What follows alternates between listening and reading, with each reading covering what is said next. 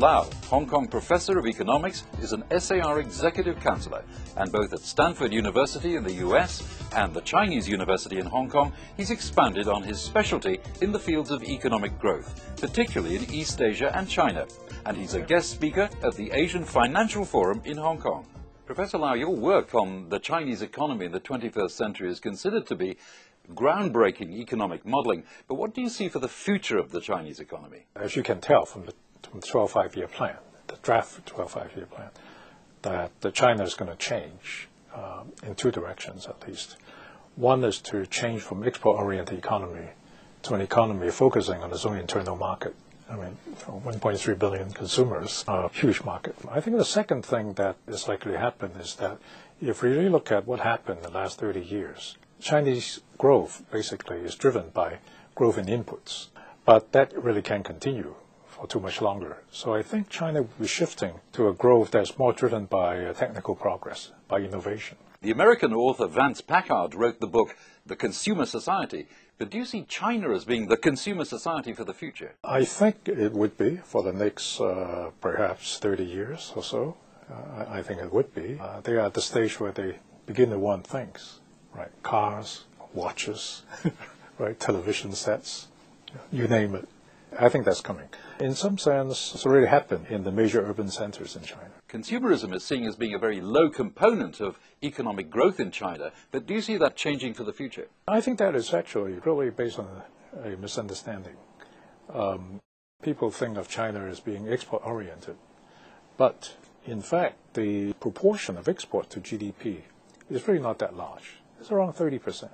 But what is more important is that the domestic value of the content of Chinese exports is very low. You take something like the iPad, supposedly made in China.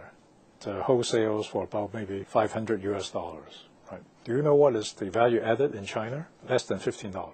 The basic chip is of course owned by Apple, produced by Apple. The LED, that is actually made either by Japan or by Korea or by Taiwan.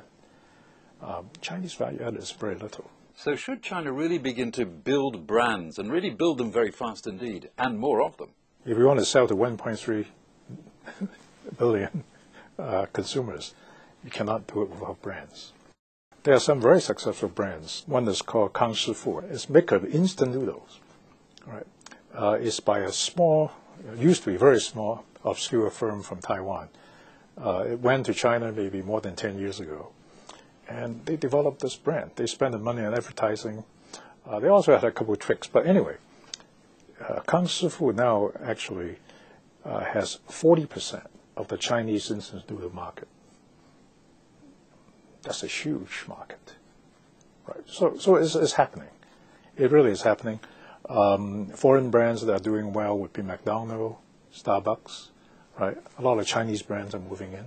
So I think it has to be the case. So will developing Chinese brands ultimately push out the foreign brands that went before? They could, although Coca-Cola would probably stay there forever, right? Could. But I think more importantly, that some of the brands are branching out, like Haier. Haier is actually doing very well in many parts of the world. So I think it's happening. But the important thing for China is that you can capture your own market, your internal market first. And with that as space, then you push out.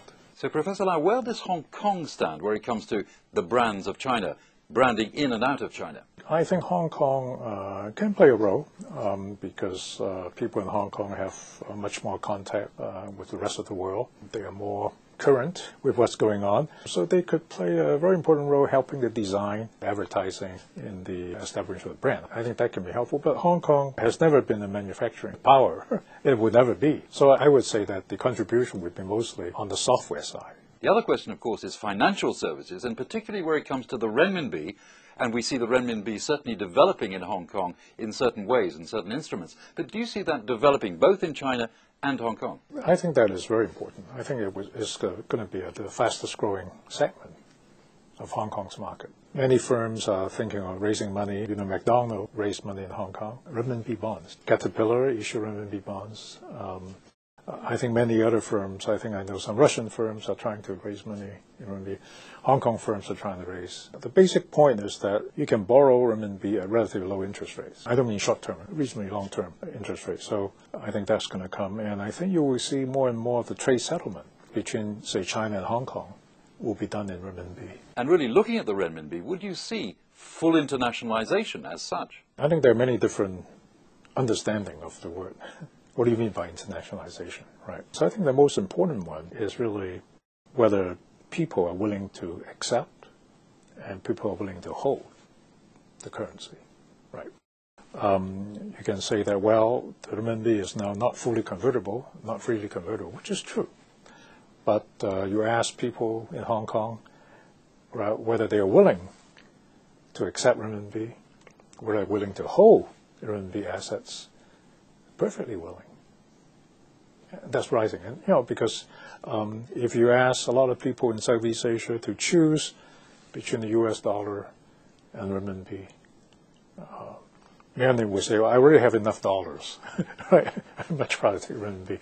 So it's really a matter of how well is it accepted as a medium of exchange. The only thing that is really not free, so to speak, is really short-term capital flow. But why should any country welcome short-term capital flow? I think we have been indoctrinated to think that free is better, right? But that's not necessarily the case. I mean, why do we have hot money sloshing around, right? Why is it good? Nobody has been able to say why it is good, both for the people sending money out and for the people receiving the money. Asia reshaping the global agenda. That's the theme of the Asian Financial Forum that you're attending. Do you believe that? I think reshaping the global agenda may be too ambitious. Okay, but what's really true over the last 30 years, economic center of gravity of the world has been shifting. That's just a matter of fact. I think another 15 years, Chinese GDP would be the same as US GDP. And the other East Asian economies would also continue to grow. So I think that the East Asia in another 15 years will account for 40% of world GDP.